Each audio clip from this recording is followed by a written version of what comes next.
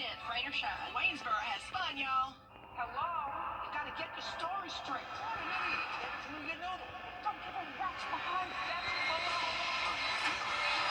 And I'm just getting started. Judy Justice. Weekdays at 3 on News Channel 6. The live 5 for 6 Skyview Network, sponsored by Terry Lambert Hyundai.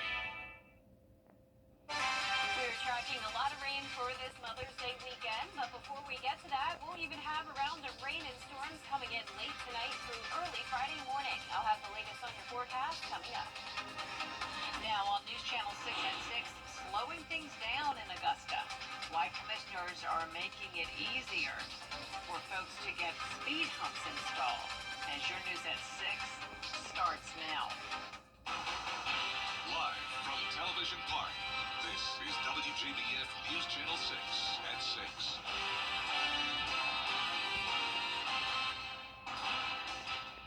Good evening, everyone. I'm Jenny Montgomery. Thank you for joining us. Coverage you can count on begins with a new pope leading the Catholic Church. Chicago-born Cardinal Robert Prevost was elected today. He's the first pope ever from the United States. The 69-year-old is a missionary who spent his career ministering in Peru. The new pope has chosen the name Pope Leo XIV. He's described as being down to earth and a very kind and reserved person. There's a lot of local reaction to the history-making decision for the new leader of the Catholic Church. Kim Vickers joins us now with more on that. Well, Cardinal Robert Francis Prevost of Chicago, now known as Pope Leo, is making history as the first ever American pope. I reached out to local members of the Catholic Church to see what they think about their new leader. Rachel Balducci watched the announcement in her living room. She says she's very emotional and very excited by the election, adding that she's looking forward to seeing how the new pope leads the church. I mean, it's mind-blowing. I mean, I saw, kind of on the list of top contenders, but, we say that, and it's like nobody really knows what's going on inside the conclave. All I can say is, I really believe that he's the man that God has chosen to lead our church in this time. There's no date yet for Pope Leo's inaugural Mass, but it will be held sometime in the next week. Jenny? All right, Kim, thank you. New information tonight in the arrest of a Waynesboro man following a deadly crash Monday in Augusta.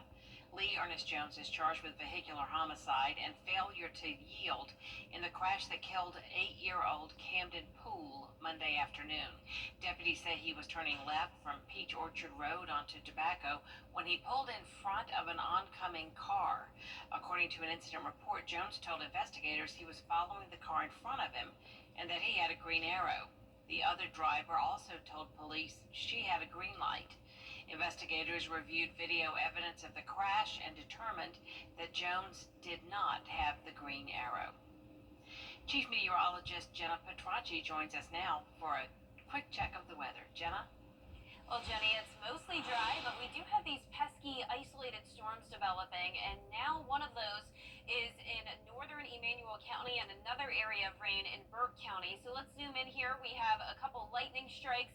This is just to the south of Midville near Highway 56, and then up towards Burke County, also an area of rain. So we'll be watching this one to see if it becomes strong to severe. The main threat of severe weather comes in late tonight after around 10 o'clock in the evening. But earlier today, we also picked up on a few storms. One of those storms brought up to around 3 inches of rain in parts of Saluda County, and this just goes to show how the rainfall totals over the next week are not going to be consistent from place to place. Some places that see the thunderstorms will get maybe over 5 inches of rain by the time this is all said and done, while other places only get to around 2 inches. But our Terry Lambert Hyundai Skyview cam in Waynesboro showing mostly sunny skies. The Green Jackets are playing tonight. First pitch at 7:05 once again against the Hickory Crawdads. We'll be in the low 80s, partly cloudy skies, upper 70s by 8 p.m. And I'm not expecting any rain here, but we could have a few isolated showers and storms develop, just like what we're seeing there in Burke and Emmanuel County.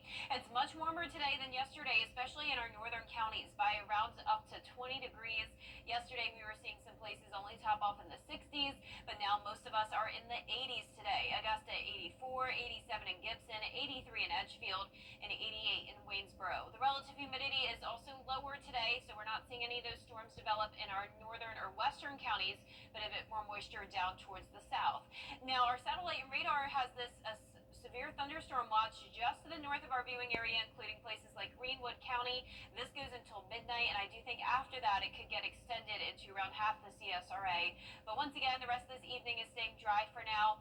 But as we go to around 10 o'clock tonight, that's when we'll see more storms develop. I'll have a look at your future cast for that coming up, but back to you, Jenny. All right, thank you, Jenna. Speed humps are showing up in more Augusta neighborhoods, and now the city is making a change to the policy, a change that could make getting the traffic slowing devices easier. George Escala explains. It's something most residents on Pepper Ridge Drive agree on. Drivers need to slow down. I've seen several wrecks at that stop sign right there. So again, just speeding. I've seen kids coming, playing on their bikes and stuff, and people just speeding by. To slow down the cars, Pepper Ridge is petitioning for speed humps like those in other neighborhoods. Pepper Ridge needed 51% of the property owners to sign a petition. But that can create an issue if the home is rented. There were several houses where there was no one there, and then it was hard to find the homes. As commissioners continue to get requests for speed humps, they are making changes to policy. Now, 51% of those living on the street must sign the petition, even if they don't own the home. That should have been a no-brainer during this process in the beginning with the previous policy. I think it benefits those who actually live on the street. In the past, if the owners could not be found, those houses were not counted for or against, even if they were rented. You had less signatures that you needed, but it was difficult for the community representatives that try to gather these signatures to try to figure out, well, who's a property owner, who isn't. So this should definitely help them in that regard. The more people you can get to sign it, whether it's a renter or not, it's still speeding. So it's going to hit the speeder, whether that person renting or that person just that's actually a property owner. Neighborhoods want speed humps to slow down traffic, and this new policy may speed up the process. In Augusta, George Escala, WJBF, News Channel 6. Columbia County commissioners are making some changes to the county's library system. A proposal would have taken the county out of the state library system altogether, which caused concern among some people who live there.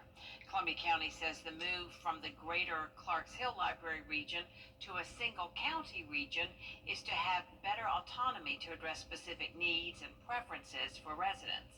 But some feel politics is being brought into the library, which could cause certain books to be removed or moved.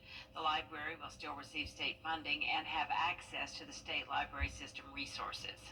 Lee, we've had a lot of discussions about guidelines for our libraries and placement of books in our libraries and those sort of things, and we just felt like it was important to give Columbia County the opportunity to proceed with those guidelines the way we saw fit.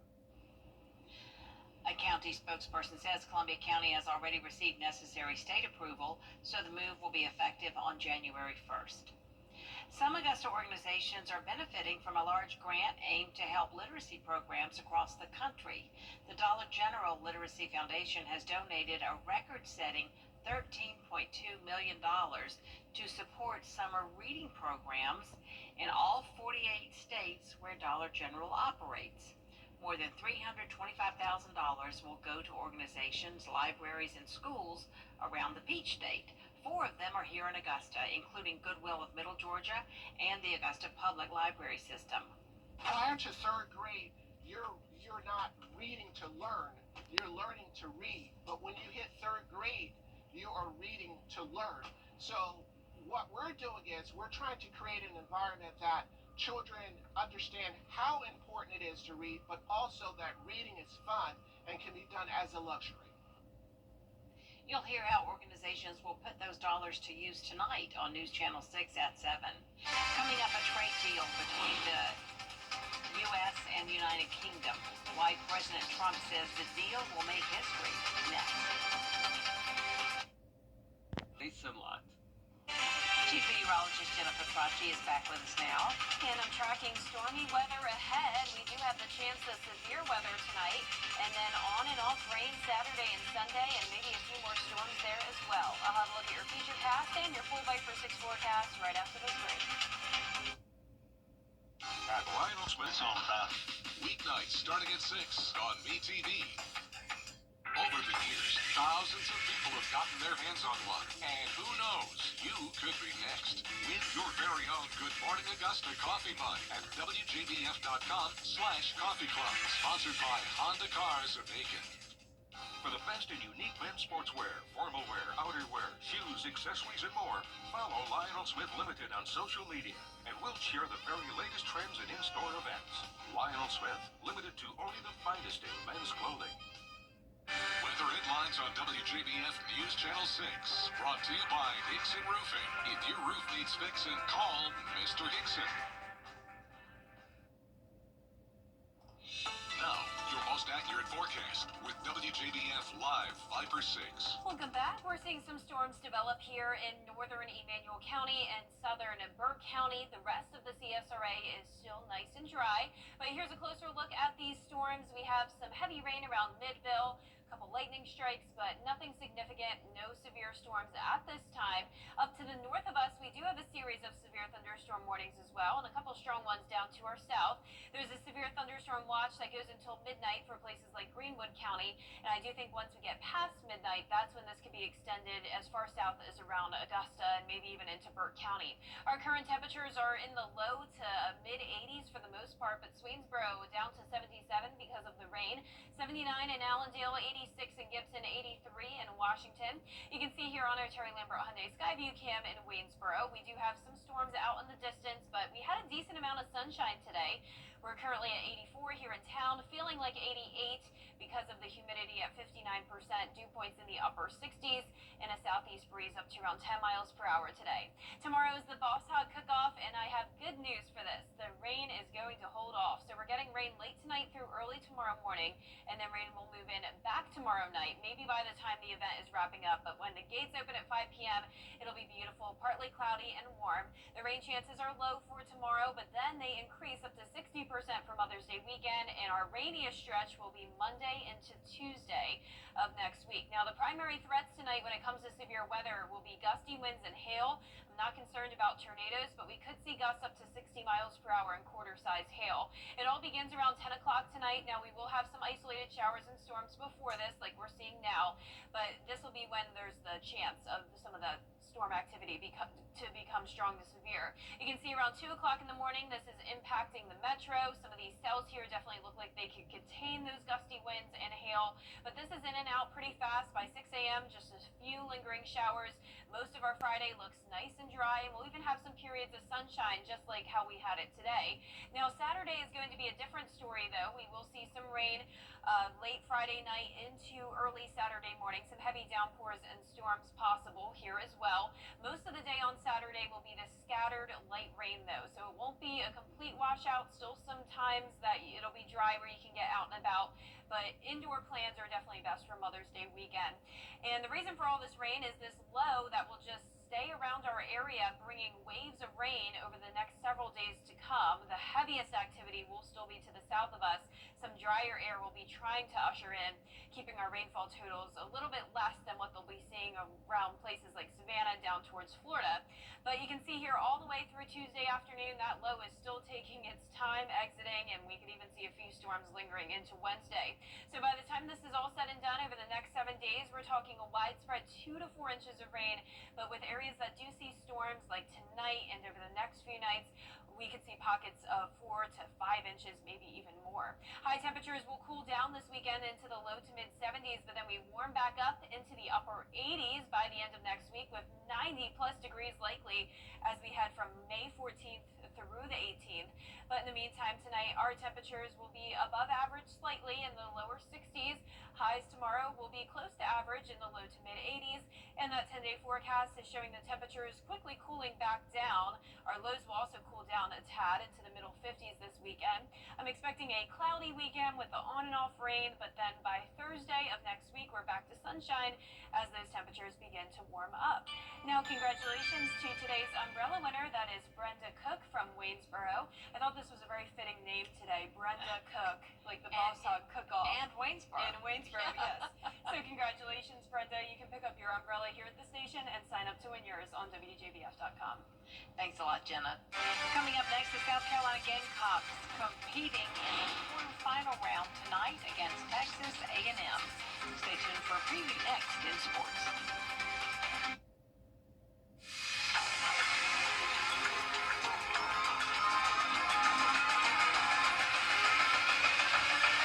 What's with all the goats? Oh, don't worry. You're getting one too. But why goats? Goat. Georgia's outstanding attorney team. Have you been injured in a car crash? Call George Sink Injury Lawyers and get the GOAT on your side. Hurt? Call all nines now.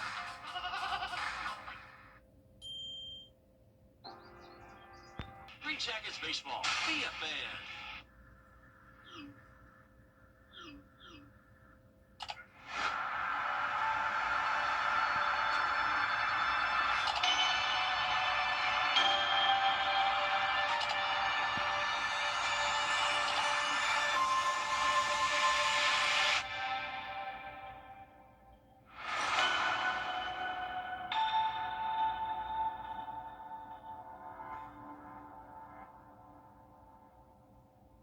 The CSRA is full of amazing women. Women who inspire. Women who innovate.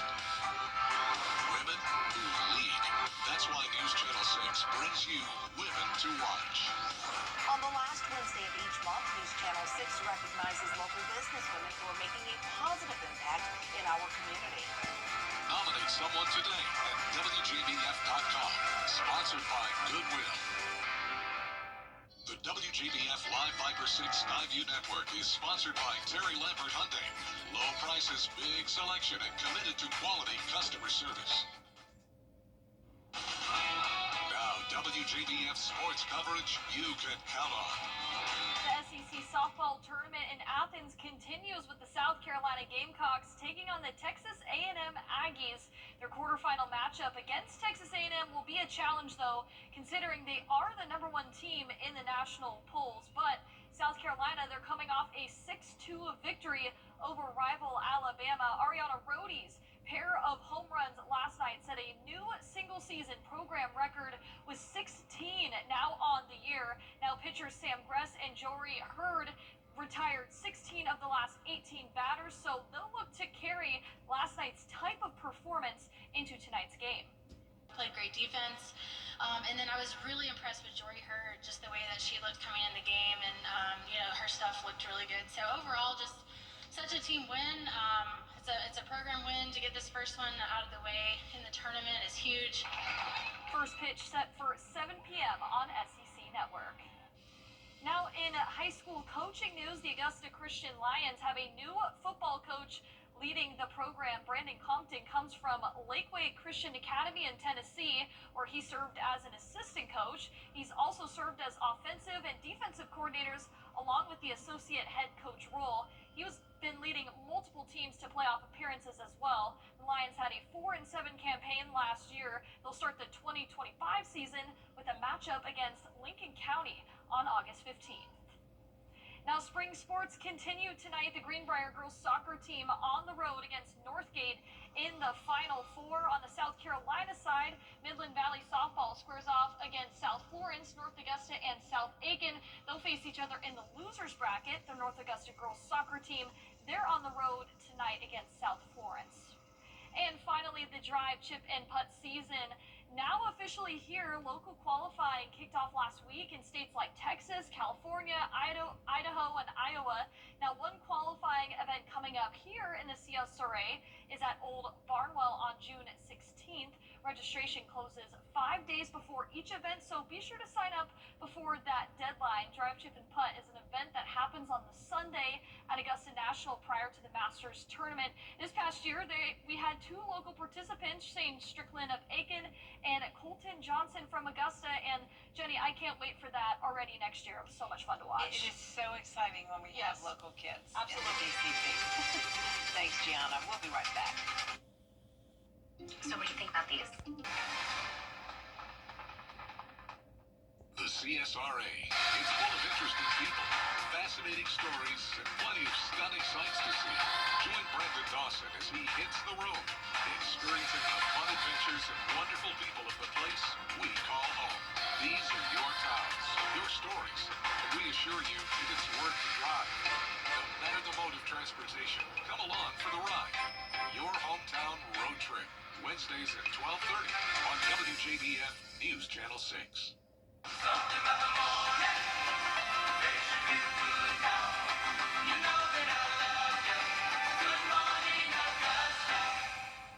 This is my favorite. What do you think of this one? From design and products to removal and installation, Rebath is with you through every step of your remodel. Call us or visit rebath.com and save $1,000 off your complete bathroom remodel. Rainy days ahead, and we could see some strong to severe storms tonight with gusty winds and hail. It was warm today and going to be warm tomorrow, but then the temperatures cool down this weekend. We warm up back next week with the sun coming out on Thursday. We'll be at 90 degrees next Friday. Finally tonight, Tom Cruise revealing how he manages to pull off those death-defying stunts. And this by way of a very big and hearty breakfast. In a new interview with People, he says he eats nearly a dozen eggs with sausage, bacon, toast, and plenty of fluids. Tom says the reason it's so much is because he ends up burning a lot of calories each take. And I tell you what, I think I burn a lot of calories squeezing my husband's arms in all of those Mission Impossible movies. Yeah, that's funny. Oh my gosh, those are great. That's our report for now, everybody. Thank you so much for watching. The news continues at 7 o'clock right after World News Tonight. We'll see you again at 11.